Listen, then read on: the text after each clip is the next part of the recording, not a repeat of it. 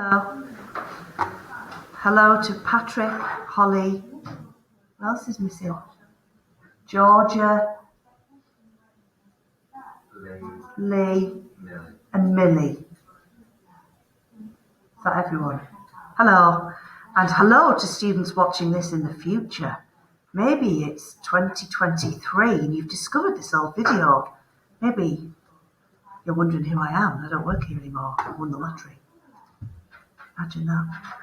What am I talking about? Right, so we need to crack on with Paradise Lost.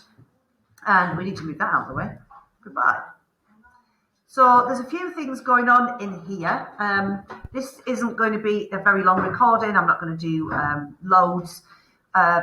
Mainly because you're going to work independently on the last section, which is Adam having a really good whinge about things. But we do want to ask ourselves whether it's justified. So before we get there, let's think about what's happening with our old friends, Sin and Death. Hands up if you like Sin and Death. We kind of do, don't we? They at least have got a bit of personality. So here they are, the hellish pair, and they've arrived, in fact, too soon arrived. It kind of suggests that their arrival was inevitable at some point, maybe. Sin there in power before, once actual, now in body. What does that mean? As much as like the concept of sin Yeah, there's this.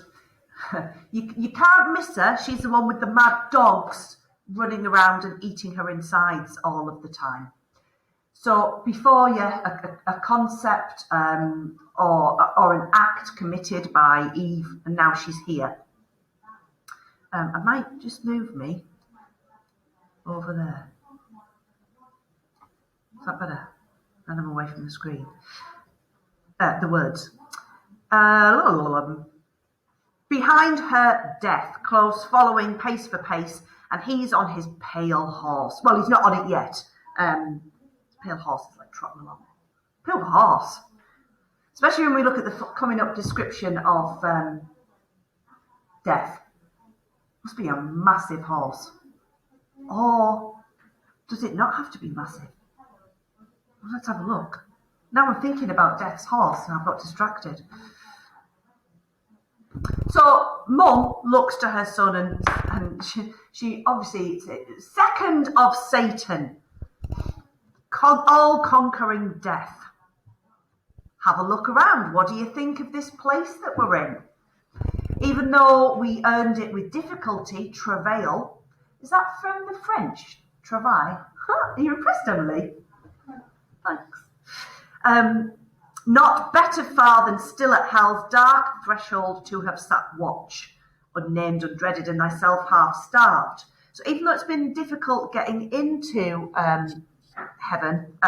paradise, Eden, I think we should have taken a break and I should have gone for a cup of tea. What does she say it's better than? It's better than hell because in hell, all I did was, sit there, keeping watch, unnamed, undreaded, had no purpose, had no function, and thyself half starved. Her poor son's hungry. I'm starving, actually. An apple doesn't quite cut it, does it? Just makes you hungry, I think. Now, how does her son reply to this?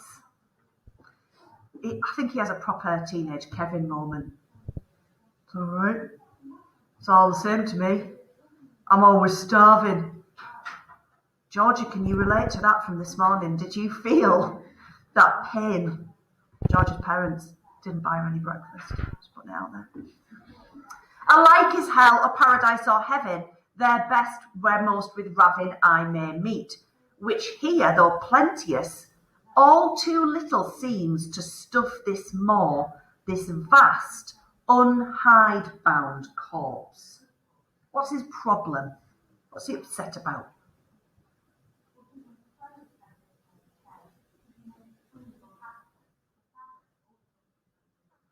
Anyone? Talia? Still, like, even though there's lots there, it's still not enough. Yeah, he's never going to be satisfied. Why can't he be satisfied? Why can't he ever feel sated? Let's have a look at that last line.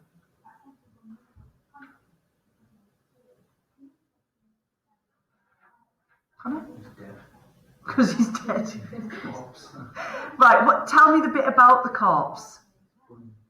Unhide bound. What doesn't he have? He doesn't have any skin. Now do you see why I've been concerned about the horse? I don't know what it does, but the more is his mouth, eating all this food. But how can you ever feel sated when there's no skin to keep your food in?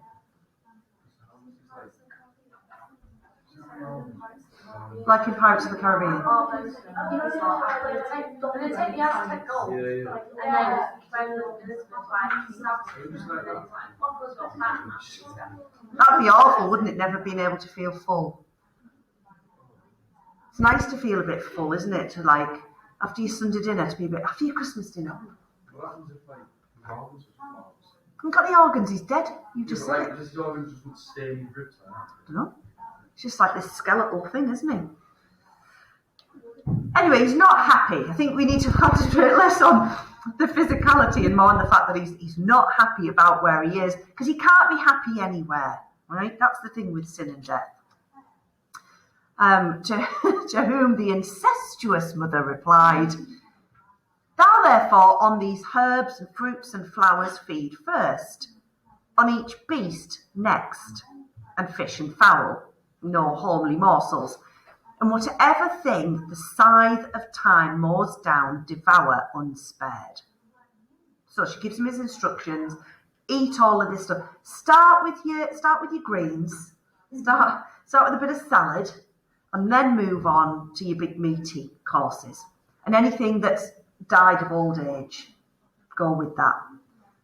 But what does she say in those last 3 lines? "Till I in man residing through the race, his thoughts, his looks, words, actions all infect, and season him thy last and sweetest prey." Megan? You should leave man until sin's have a chance. Yeah. Leave these humans till I've managed to get through the entire race. So I don't know, is this a kind of like, don't worry, Adam and Eve aren't going to die straight away, but I've got to corrupt them, and then they'll taste better. They'll be well seasoned and sweet. Making me really hungry. There's something wrong with me, isn't there? Okay. Yeah, if you are watching this in the future, this is Corona time. That's where we're at.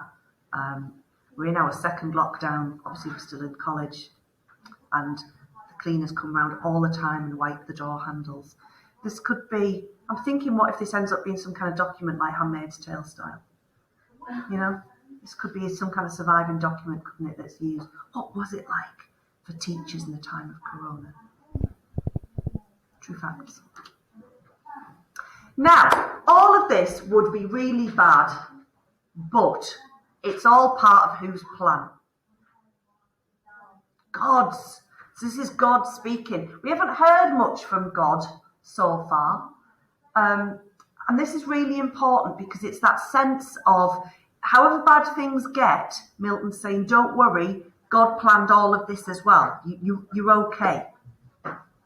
So God says, "See with what heat these dogs of hell advance to waste and havoc yonder world, which I, so fair and good, created, and had still kept in that state of not the folly of man." You know, it all could have been this for a lot longer, but, you know, folly of man had to ruin it, didn't they? Had to eat the apple. "Had not the folly of man let in these wasteful furies, who impute folly to me, so doth the prince of hell and his adherents, that with so much ease I suffer them to enter and possess a place so heavenly, and conniving seem to gratify my scornful enemies, that laugh, as if transported with some fit of passion, I to them had quitted all, at random yielded up to their misrule." So what he's saying there is,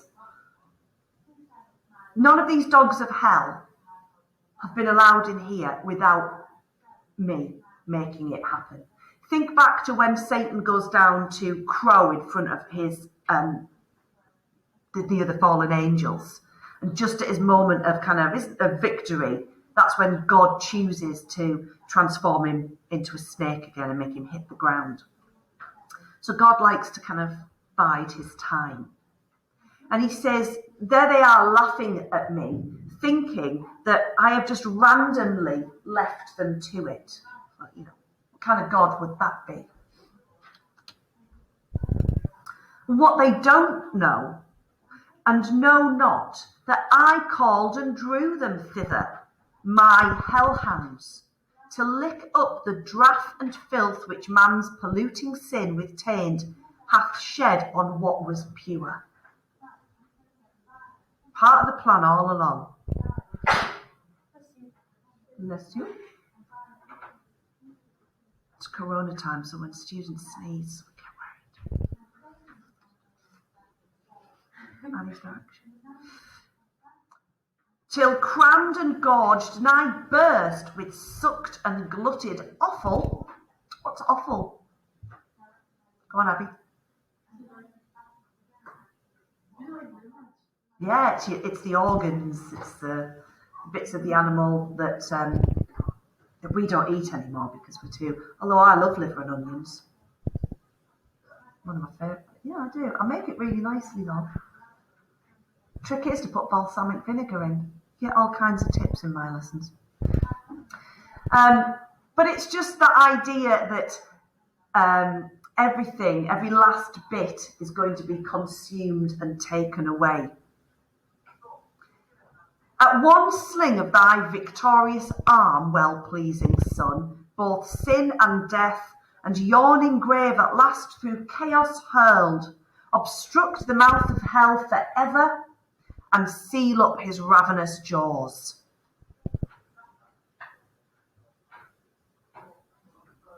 Then heaven and earth shall be made pure to sanctity, that shall receive no stain. Till then, the curse pronounced on both proceeds. This is really important that we're given a moment of hope. Don't worry, it'll all come good in the end. These hellhounds will kind of mop up all the draught and filth that sin leaves in its wake. And when God is satisfied that it's all mopped up, then the Son of God, who we will come to know as Jesus, will gather them up and he'll fling them back down into hell, and it will be sealed up. So that time is coming. Now think about the importance of that to Milton's audience at the time. It would have been much more potent to them than perhaps it is to many readers in 2020. We might want to stop there and think about moments of hope and promise in a doll's house.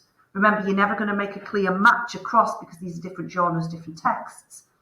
But do we have those moments?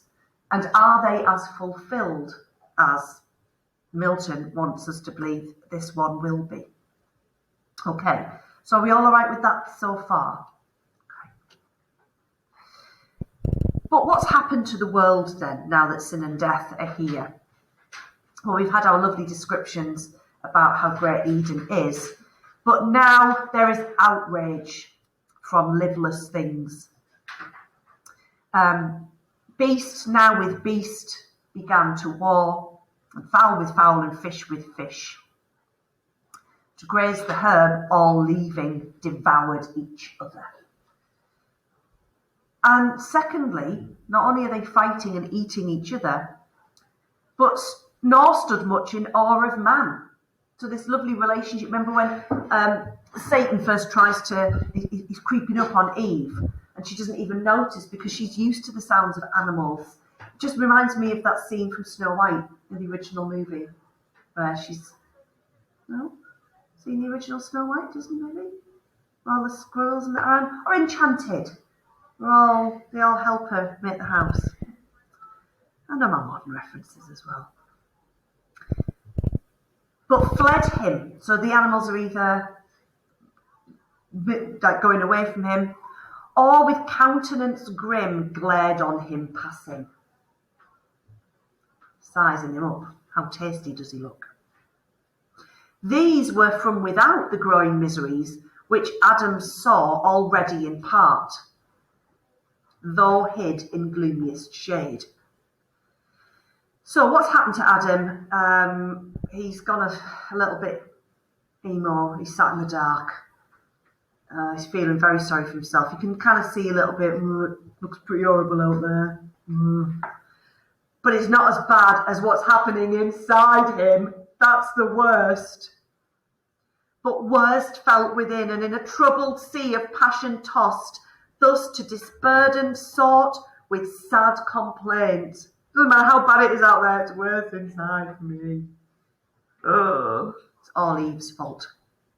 So, what are you going to do? You're going to work your way through this next section.